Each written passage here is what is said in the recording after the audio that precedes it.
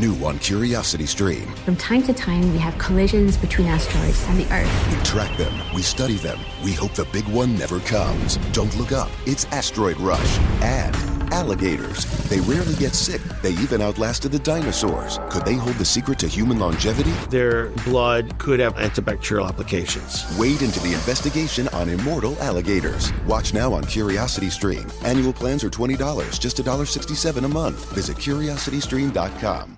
Realtors abide by a code of ethics. This is Article 9 in action. Beth, a first-time homebuyer, knew nothing about the home buying process, except that she wanted to buy a home. But her realtor had the expertise to make sure Beth understood every document, even giving her copies to review with her lawyer so Beth could close on her first home with confidence. Complicated things explained in simple terms. The difference between an agent and a realtor is real. Realtors are members of the National Association of Realtors. That's who we are. What's up? It's your boy, the Ted Smith. Thanks for listening to the Men's Room Daily Podcast. Want more? Check out the greatest podcast in all the land, The Podcast. Be sure to subscribe and listen to a brand new episode every Tuesday night. 99.9 KISW. We return to the Men's Room with Miles and Thrill.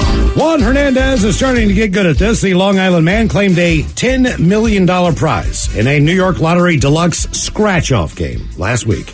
This, by the way, is his second windfall. After winning his first $10 million in a scratch-off game in 2019, the New York Lottery said he beat odds of 1 in 3,500,000 to win the comprehension. Hernandez chose to take his winnings last week in a lump sum payment of $6,510,000. He didn't say whether he'll keep playing, but it's clear Hernandez does not need another windfall. I'm still trying to spend the $10 million I won in 19, he said. Good for you. Yes, the odds of that is incredible. Our question, what has been the luckiest or unluckiest moment of your life? 206-421-ROCK. Side note, I did hit for $100 a couple weeks ago. Oh, look at that. How about that? I'm back. How much money do you think you've won total? I said I'm back, Steve. Okay. He's back, dude. We'll just leave it at that. I said I'm back. $100. Back to the stories of... I'm taking it all 5. Right. So I can buy the fancy scratchers.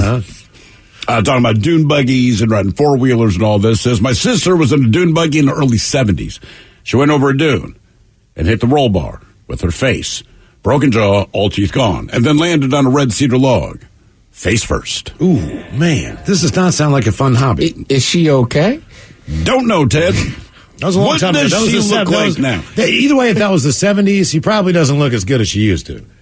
It's been 50 years. Yeah, I mean, you're talking about the messed up face. That story sounds crazy. Then it's like, how that happened. Then she hit her face again. Right, okay, so it doesn't sound good. No. Guess who it is, Ted? James, welcome to the Men's Room. How are you guys doing today? Hola! Yeah, I had a bad day one time, man. I had this neighbor and a friend. They were arguing. My friend had a car that he'd sold to his neighbor. And the neighbor came over and said there was a piece missing off the car. I didn't know anything about, started arguing with me. And, okay, I started arguing with him. I said, hey, I got to go to work. So I left the house, but I realized as I was walking to work that this man was still at our house. He was heated. So I came back, and sure enough, he had because my dad had threatened to call 911 on him, and he pulled the phone line out. Oh. And so I got the guy on the ground. He pulled a knife on me, and I grabbed a bat, and he figured the retreat was a better part of valor in the situation. So he took off, and of course my dad called 911. The cops showed up.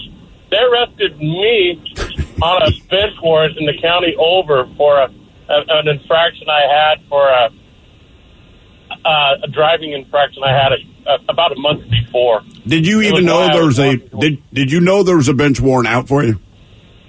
No, I didn't. And here's the kicker: the guy was turning state's evidence on his sister for meth, so he didn't serve a single minute in jail for the assault.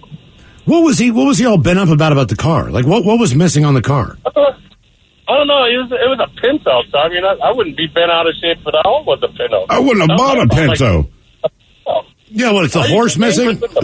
Right. It's like, what is part of the simulated wood paneling missing? Like, what on a Pinto that would make you mad? It's a Pinto. Right? The guy was off his rocker, obviously. So how long did you have to spend in jail as a result of the bench warrant? Well, the bench warrant was for, the judge gave me 10 days suspended, so I had to do 10. I got out in 8, 2 days for good behavior. All right. Still, though, to be in jail for that, I mean... I would hope that in 10 days you could exhibit good behavior. Right. You know what I'm saying? Like, and if you're at 12, it's 10 days. I think I can handle that much. Do I have any books I can read? Again, a Pinto. What do you think's missing on a Pinto that someone's going to lose their mind? I don't know.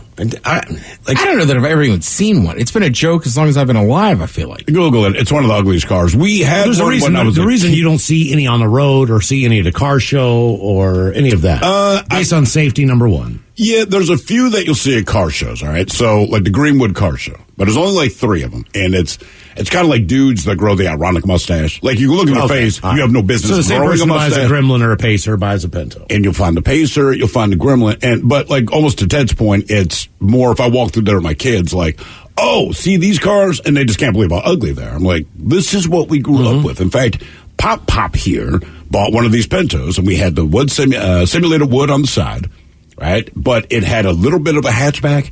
Sure. So if my brother and I were quote unquote good, we could sit in the hatchback and not sit in our seats. And we had that car for about. If you were good, you could sit with one place in the car that would kill you. That will blow up. Absolutely. In a rear end collision. Uh-huh. What has been the luckiest or unluckiest moment of your life? 206-421-ROCK. Hello, Ron. Welcome to the men's room.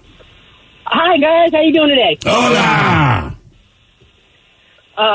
So back in 1996, I'm just graduated high school, and I'm working at a mine. I'm coming home from work one night. I'm speeding a little bit, going about 75 miles an hour, and coming the opposite direction. Around the blind corner is a guy on a motorcycle also going about 75 miles an hour. And we both drift over the center line and collide. Oh. So right behind me, and this is 1996, so no cell phones, and this is the middle of nowhere, Idaho. So my boss just happens to be about a mile behind me. He manages to radio up to the mine so they can call for an ambulance. A Bureau of Land Management ranger is the first person on scene. He puts out the fire because the motorcyclist went through my windshield, ruptured the gas tank, and caught on fire. So he puts out the fire. Coming the opposite direction was a tour bus with 3 trauma surgeons on there. And the ambulance in that area just happened to be about 5-10 minutes away from where the accident happened. So I get driven for about 45 minutes to for about 45 minutes to where I meet the medevac to do another 45 in the helicopter to the closest hospital. On duty that night was a burn specialist to take care of the second, third degree burns on my arm, a plastic surgeon to take care of the shattered cheekbone and the laceration that goes up into my scalp line, and an orthopedic surgeon to take care of my messed up torn ligament in my left knee. Now, you weren't on the bike, right? No, I was in the car. So what happened to the guy on the bike? Yeah, I mean, if that's all happened to you, how did he do? He was in multiple pieces. Let's just leave it at that. So he didn't make it. No, he did not. Okay, all right. Oh, Jesus. You said he was in multiple pieces. Yeah, there were parts in the back seat. Jesus, oh, my man. God. Wow. The forks of the motorcycle grazed my head. Good God, man. So, yeah, luckiest and unluckiest day of my life. Were you traumatized by that for a while? Yeah, I don't remember the accident at all, but just knowing that I'd been responsible for the death of somebody really messed with me for a good while. Well, I mean, if you look at it like that, it's an accident, obviously. Right. But yeah. Well, but you were able to get out of the car before it was engulfed in flames, so you must have been somewhat. I got drug out of the car by the BLM ranger. Oh, okay, all right. Okay. Yeah, he was able to get me out and put the fire out. So when did you wake up? I mean, or when did you come to the point where you understood what happened? The first thing I remember was laying on the asphalt with about 10 people standing around me telling me I'm going to be okay and going, what are you talking about? What happened? And can someone block the sun from my eyes? That's never a good feeling when you're on the ground and you're looking up and people are staring down at you. But saying, you're going to be okay.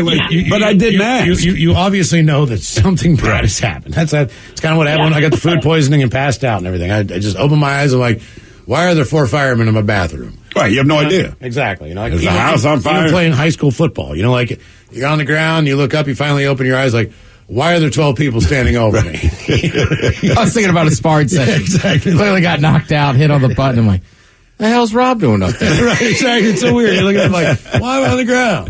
Why is everybody looking at me? Right?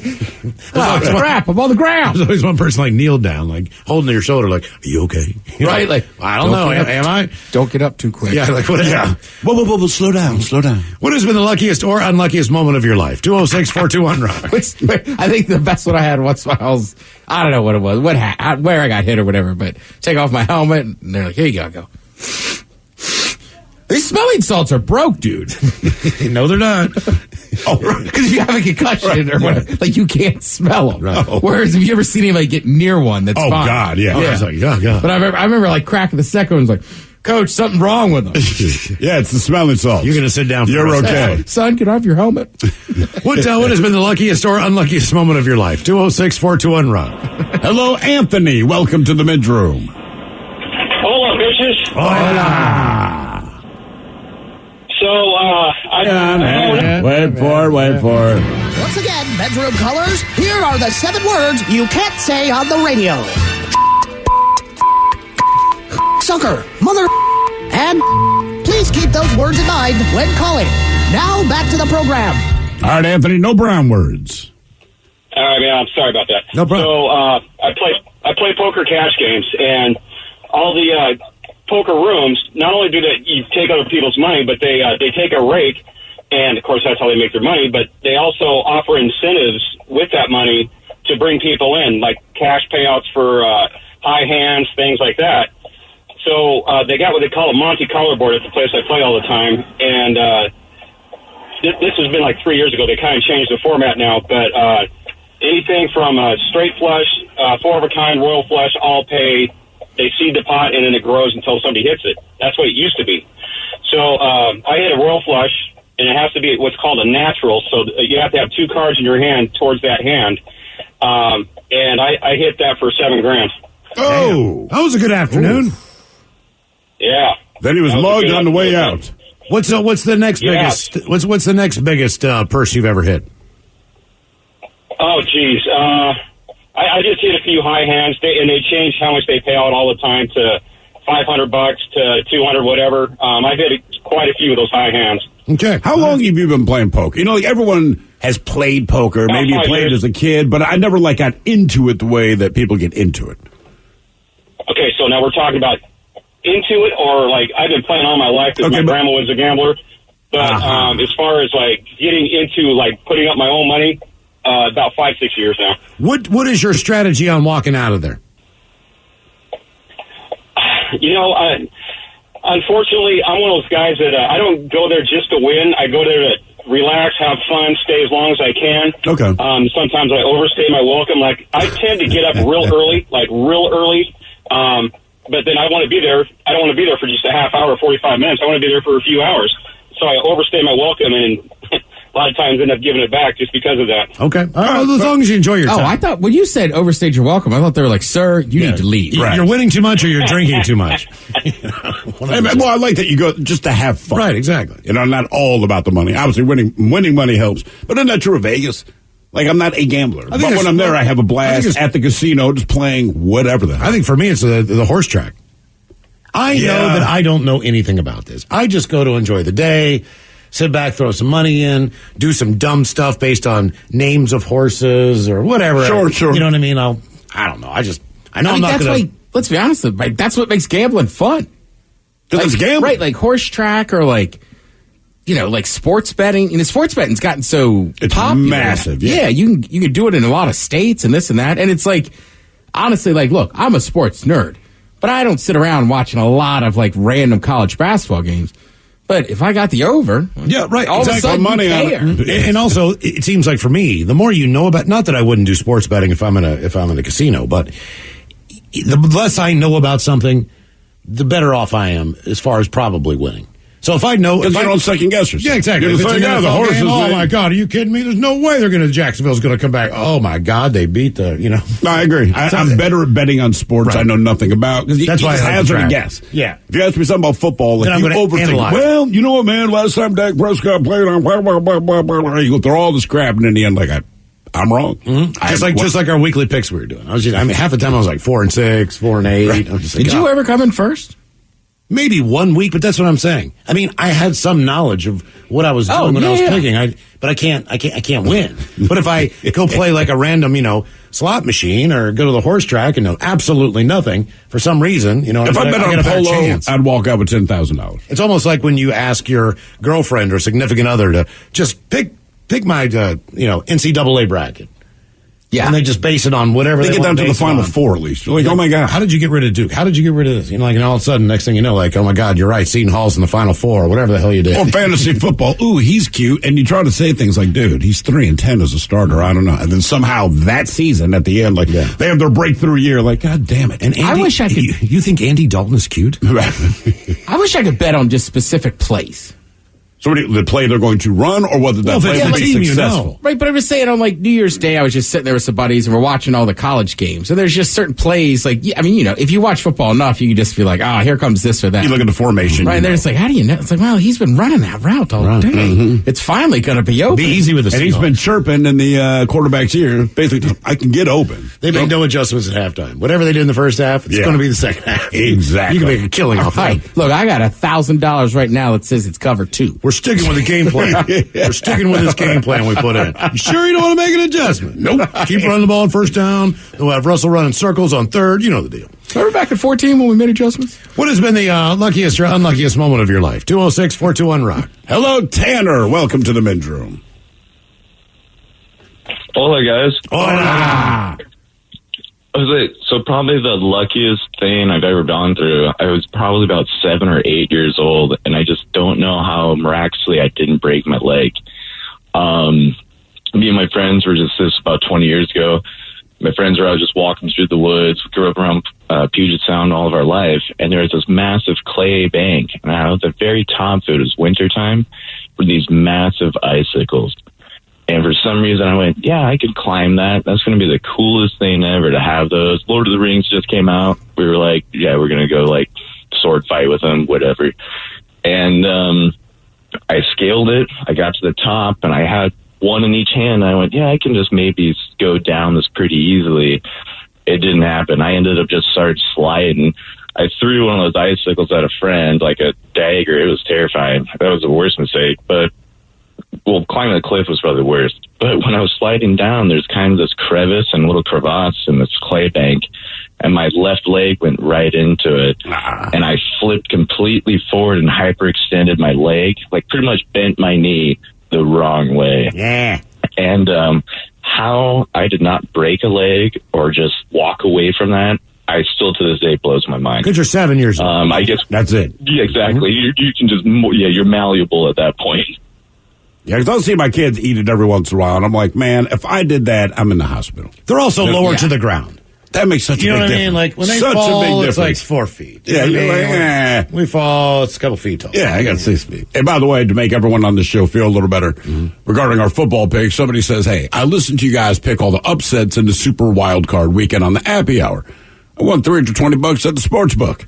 Oh, really? I don't recommend taking our advice, but I'm glad that worked out for you. Thank God somebody wants it. Yeah, no kidding. Okay. Yeah, well, we kind of had pride on it, too, so that's tougher. Well, sure. Yeah. Yeah. Oh, yeah, it was just bragging rights. And none of us won money. He did. Right. And none of us picked the spread. I know. That's another thing. That could have helped or hurt us. I'm not sure. It never works in my favor. What has been the luckiest or the unluckiest moment of your life? 206-421-ROCK. New on Curiosity Stream, he allows them their riches Putin has to be the richest of the rich. in exchange for their loyalty. The oligarchs have supported someone for president that they underestimate. The illicit affair between Russia's elite and the man who rules them on Putin and the oligarchs. And World War II Normandy, an obscure battle training session takes a tragic turn. Uncover the one secret military catastrophe on the secret D-Day disaster. Watch now on Curiosity Stream. Annual plans are $20, just $1.67 a month. Visit curiositystream.com. Realtors abide by a code of ethics. This is Article 9 in action. Beth, a first-time homebuyer, knew nothing about the home buying process, except that she wanted to buy a home. But her realtor had the expertise to make sure Beth understood every document, even giving her copies to review with her lawyer so Beth could close on her first home with confidence. Complicated things explained in simple terms. The difference between an agent and a realtor is real. Realtors are members of the National Association of Realtors. That's who we are. Bro, gnarly. What's up, Taylor? Dude, that nerd in his electric hybrid totally blew the light while texting his yuppie friends. That's so bogus, bro. Are you hurt? Yeah, like I can't move my hips, bro. I think I broke my pelvis, man. Dude, no way. Taylor, you need to drop a dime and talk with the lawyers at the Advocates Law Firm. No way, can't afford that, bro. Your crotch is broken, man, and they don't earn any money unless they win your case. Dude, no way. You get injured, the advocates get results. Contact them today at advocateslaw.com. 99.9 KISW. The men's room returns with Miles and Thrill. Don't forget, coming up at 4:20, we'll give you the secret word, your chance to win tickets to Def Leppard, Motley Crue, Poison. Wait, there's more. Joan Jett and the Blackhearts. T-Mobile Park. It's going to be a hell of a show. We've got your code word on the way at 4:20. Do we? Pretty sure. So, man, I was close to forgetting yesterday, but I snuck it in there. What has been the unluckiest or unluckiest moment of your life? 206-421-ROCK. A couple of comments here. It says, a couple of years ago, my wife and I went to the casino and got S-faced. Woke up the next morning not remembering a thing that happened, but I had $41,000. What? Yeah, he won 41 grand gambling, but he does not remember winning the 41 grand. I would remember that. Maybe that's why they got so faced. They got extra cash. Mm-hmm. And then this one, Miles says, Miles' luckiest day was the day he beat me in golf. That from Jay. Oh, no, I was going to say, I bet that's got to be from Jay. Well, he sent it in a while ago, so I said, look, tell me who this is, and I will definitely reply to the message. Well, he's not lying. Really? Oh, God. Does he beat you like basically every time? Beats me like a drum. I won't lie. Every time I see Jay, I go, you're not letting him beat you yet. He's like, no. No, I go, tell me a story. Tell me a story about it. Get hit with a golf ball or something. Right, I'm just like, tell me a story. Was he close? Did he blow a 5-foot putt? Regale me with a tail. Exactly. Hello, Vicky. Welcome to the men's room. Hello. Hola. So this is Vicky that I was in 30 Racks. You were, I'm sorry, what? Remember me? You were in a dirty what? What? 30 Rex. Oh, 30 Rex. Oh, yeah, we got you. Yeah, we know you. Oh, we know your son very well. I was going to say, right, we know your kid. Yeah. Yeah. Well, it's been 31 now. You got into another wreck since we talked to you? Yes. You're kidding me. What happened? Why are you still driving? Why are you driving a vehicle? That's not what I'm calling about, though. Yeah, but it's a reasonable question. We're worried. Andy's worried. Everybody's worried. Yeah. Everybody on the road's worried. Right. Well, I got another new car out of it, so. Well, yeah. Bonus. Great. That's she gets new cars without buying them. Right, exactly. I'm an optician. You're a what? One day I was. Did you say you're an optician? Yes. Holy you Christ. work with eyes. You can't see, and you're driving, but you're an optician. Is this correct? Yes. You're the one who's supposed to tell people they cannot drive. Right. Okay, so anyway. Right. No anyways. You have grandchildren. It's your job to let people know when their vision is too bad to drive optically, whether they can't have the right depth perception or whatever it may be. That's your job to alert them to that, correct? Correct. What is do you have a mirror in your house? I can see fine. All right. You just can't drive. You can see better than you can drive. All right. Did you buy a Tesla with autopilot? No. Okay. This would be frustrating if you're a family member. Yeah. That's what I'm saying. Your son's going to reach out to her. I just want to go, Mom, please, come on. Right. I think my son would agree. I think a lot of people would. My daughter-in-law, who you also know, I was going to say, agrees with you. Mm-hmm. Yeah, she works here now too. Yeah. Look, just put the four of us in there. The whole family's worried. Everybody. Hey, you're going to walk in one day. We're all going to be in your living room. Oh, it's going to be an intervention. It's an intervention on driving. Don't worry, we all took the bus to get here. Exactly. Hey, take her keys. She's sober. Okay, so one day I was at work talking to this patient, and all of a sudden, I felt this intense pain on my head. It felt like somebody hit me with a sledgehammer. It was the most intense pain ever, and I've had kids. So I just fell on the ground, screaming bloody murder, holding my head. They called the ambulance, of course, took me to the hospital, and it turns out that I had a brain aneurysm. Oh, damn. Yeah, so to me it was my unluckiest day ever. But the doctors, I was in the hospital for 20 days, and the doctors continually told me that I was lucky to be alive. They're like, most people die from these things. So I guess it was lucky. Now, were they able to do anything positive after that diagnosis to make sure, you know what I mean, to check you out? So that, was that like a good warning sign? In other words, like, did you have to change anything, or is that just something that's not really controllable? Hello. Oh, don't say. Oh, I didn't do She that. got in a crash. Either she was driving or had another brain aneurysm. Oh, no. I worry about her, man. Well, that's the problem. It was funny. Then when I put the dots together, and she's right now, her daughter-in-law works, and it's just like, well, I'm pot committed. Yeah, everyone's worried about you. Just when you drive, man. 31 accidents. Well, the last time we talked to her was 30. That's what she said. Yeah, At first, I thought she said she was from 30 Racks, and I was like, I don't think I've heard your stuff, but I like the name of that band. What has been the luckiest or unluckiest moment of your life? 206-421-ROCK. They throw a lot of cash out. Hello, Rich. Welcome to the men's room. Hola. Hola. So, long-time podcast listener, first-time caller. Oh, appreciate and, that. My luckiest moment was I was riding a wave runner, and my future wife was on the back, and we were in a narrow part of the lake, hit a wave, did the nice big jump, landed right in the next wave, and water basically funneled right down my throat. Oh! So the worst part is that I was throwing up water, but we had hot dogs for lunch, and hot dog got stuck in my throat. Oh, damn, man. Oh, yeah, it was brutal. So wife is a nursing student at the time, and she tried giving me the Heimlich. It didn't work because I had the life vest on, so I rip off the life vest, I grab the handlebars of the wave runner, and I self-Heimlich up against the steering wheel. And it worked. It worked. That's, you know what they say, solo-wise, you got to find a chair, something like that to kind of lean over or lean into. Yeah, if it didn't work, I don't think I'd call. How big was a chunk of hot dog? When you looked at the chunk of hot dog floating in the lake, did you say, why didn't I chew that better? That's exactly what I thought, yeah. It was probably 3/4 of an inch long. But it's only hot dogs. Like, that's like anytime you throw up, you can look at the food that you've eaten, but it looks like you chewed it. When you look at a hot dog, it looks like someone cut it into thirds and you just chose to swallow each piece. Exactly. But it seems weird he got it down, but when it came back, he was blocked. Yeah, that's what I mean. It makes no sense. Like, only hot dogs do that, man. It's like somehow you can chew your hot dog to pieces. As soon as you swallow it, like it reconstitutes itself in your stomach. But you would never just swallow a whole little Smoky.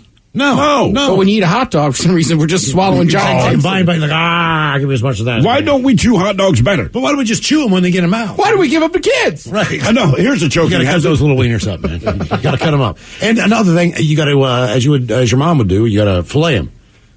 Because that butterfly and little Smokies? Well, no, just a regular hot dog. Because that reduces your chances of like the whole cylinder being stuck. See, my mom loved me. That's why she was doing that. Mom, because we were poor and putting it on bread. Make them squeal. Yeah, but my mom was probably thinking, like, you got teeth. Use them. That's the whole purpose. Chew your food. My mom would pull a hot dog out of the microwave for me. Both ends would be blown out. They look like party favors. They're all crunchy and nasty and crap. So gross, man. Oh, God, there's nothing worse than a microwave hot dog. We always got the boiled hot dogs. She just put the water on, man.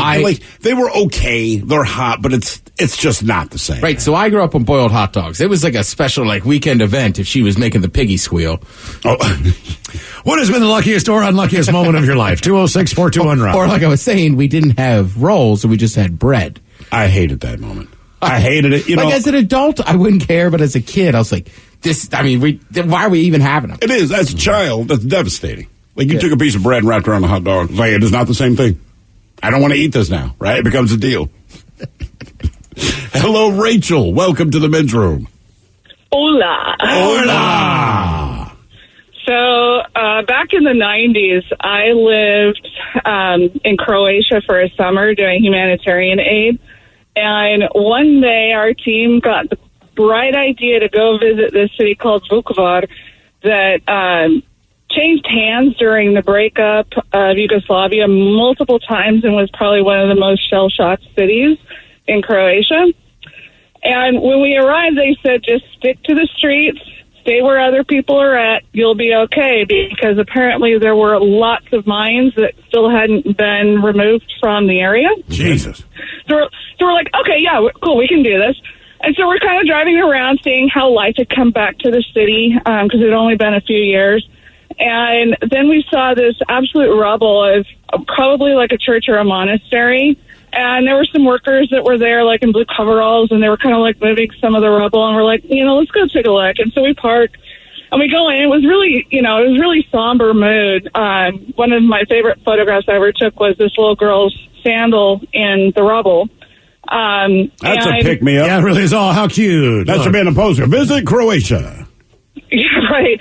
And so I exit the atrium and I go down this corridor, and then all of a sudden those workers just started yelling at me.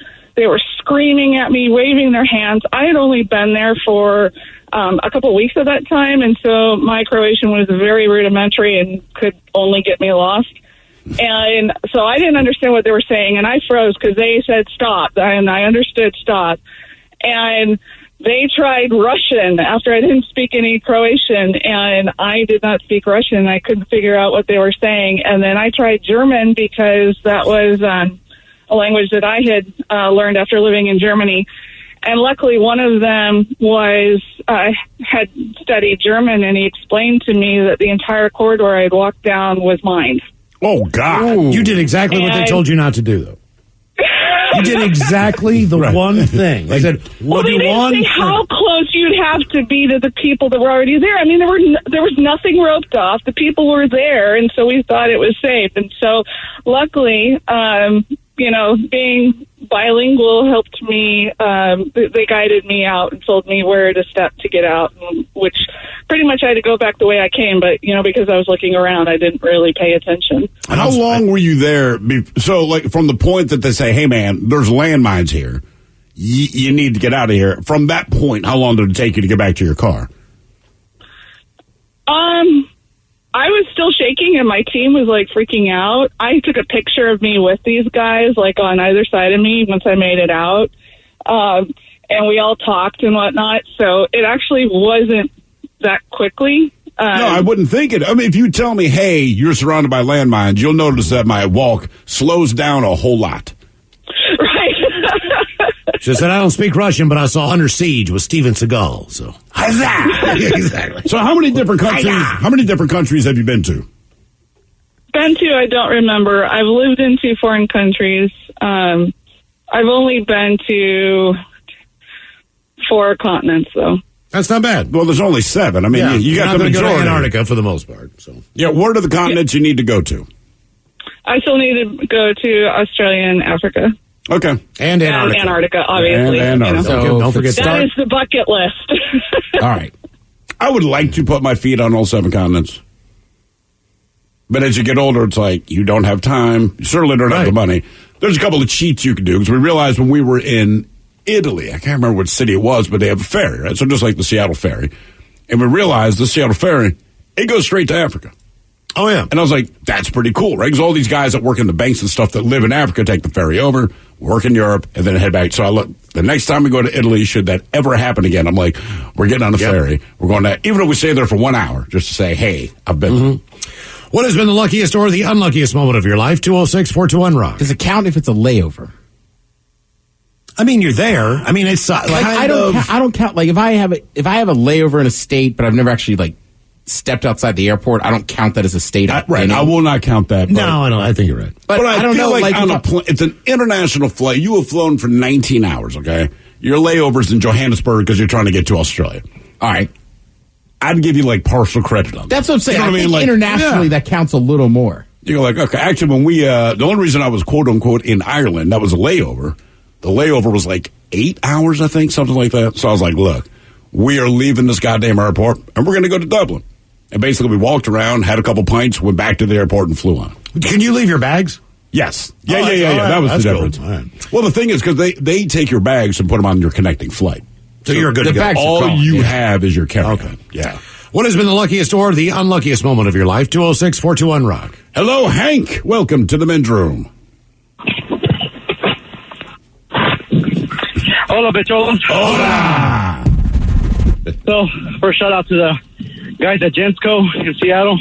Hard-working crew out there. Right on. Mm-hmm. Anyways, my luckiest day was when I met Jerry Rice. It could have been me. Say again? So you could have met me. Years ago, I swear to God, years ago when I'm living in Baltimore, there was a little kid who's with his dad. The kid's maybe 5 years old. Apparently, I had walked by them at this tourist trap much earlier in the day. We come back, and the father approaches me and says, look, I need you to do me a favor. I know you're not Jerry Rice, but my kid has been screaming that he saw Jerry Rice, and it's you. Can you just sign the signature? And I'm like, man, I feel weird. You know what I mean? Like, I don't want to do that, man, because your kid's going to be excited that he met Jerry Rice, but he didn't meet Jerry Rice. And the father, apparently this kid had been antagonizing, so he's like, I don't care. Sign this goddamn piece of business. I signed Jerry Rice, 88, like pat the kid on the head, and off I went. No, man. I'm glad it's not you. Like, wait, that was you? Right. Man, not all brothers look the same in my book. So I didn't go down that road with him. I'm just like, fine. Look, Dad. Son, anyways, years ago, my brother-in-law worked at Rose Bowl. And one day he just gives my brother a call. Hey, you guys want to come and watch UCLA and Stanford? We're like, yeah, cool, we'll go. So we go up there, and he meets us at the front gate, and he's like in charge of sales for the suites. And those suites are like $70,000, if you guys don't know. So he gives us a pass, and they're big old passes. Oh, I guess it's just souvenirs.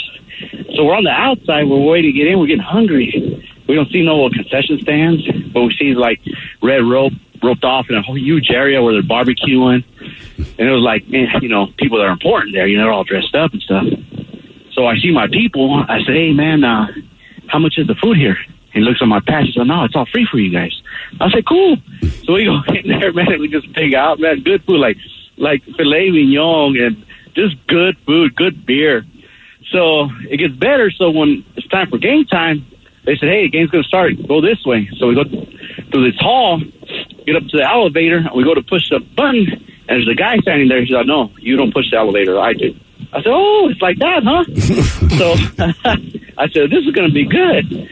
So when we get up to the top floor, we're in the suites. I believe you. That's fair. I mean, that's a fair moment. Sucker, mother, and please keep those words in mind when calling. It's one thing. Now back to the program. It's one thing to meet a professional NFL athlete. It's another to meet a Hall of Famer. Right. That, you know what I'm saying? Like that's a different level of a football player. And what, the best receiver of all time. Correct. Yeah. I mean, absolutely. So we're walking in, and he's kind of looking at us, and we don't want to be rude and, you know, mess up his family time. So my brother says, hey, sir, I'm such a great fan. I just want to shake your hand. He looks at us sideways like, you know, he's mad. And then he gives us a big old grin. He's like, get over here. And he gives us all a hug. Get your camera over here. Take a picture. Oh, cool. He was the nicest guy, man. You know what you should have done? You know what you should have done, man? And because I saw Miles do this once. When he says, get over here for the picture, you should have thrown your arm around your brother, handed the camera to Jerry. No, but you know what? He was a nice guy, and you know who was real cheap was P. Diddy, because P. Diddy was playing, his kid was playing for Stanford, and this cheap butt would call my brother-in-law and says, hey, come get me. And it was like miles, like from Seattle Seahawks Stadium to the Needle. We'd have to run over there, get P. Diddy, and bring him in the golf cart. Or he could have just bought a suite. It could have been in there. I mean, P. Diddy is almost a billionaire. He could have bought a suite. Well, he can buy a suite. Yeah, he can buy whatever he wants. Diddy can definitely buy a suite. By the way, people are pointing out, they say, Thrill, a bunch of people, they go, you realize Jerry Rice is number 80. So you signed 88 on the skid. Oh, I didn't even pick up on that when you said 88. Hey, look, it's a counterfeit signature. It doesn't matter. Jesus. Where'd you go to college there, Jerry? I went to a small school. Where did Jerry Rice go to school? It starts with an M. Not Marshall. No, where did he go? Where did he go? I'm not even positive. I'm not either. I think he did go to a small Luckily, school. the kid has no It's a question. small school. Right. Was it something Chattanooga? Was it Liberty or something weird like that? No. Mississippi Valley State? Oh, Mississippi Valley State. That's where I went to school. Mississippi. I took a lot of blows to the head. That's where you wore 88. Yes, before I switched to 80. Thank you. Yeah. Coming up, the return of Who Sucks Less. You are listening to The Men's Room. New on Curiosity Stream. From time to time, we have collisions between asteroids and the Earth. We track them, we study them, we hope the big one never comes. Don't look up, it's Asteroid Rush. And alligators. They rarely get sick. They even outlasted the dinosaurs. Could they hold the secret to human longevity? Their blood could have antibacterial applications. Wade into the investigation on immortal alligators. Watch now on Curiosity Stream. Annual plans are $20, just $1.67 a month. Visit curiositystream.com.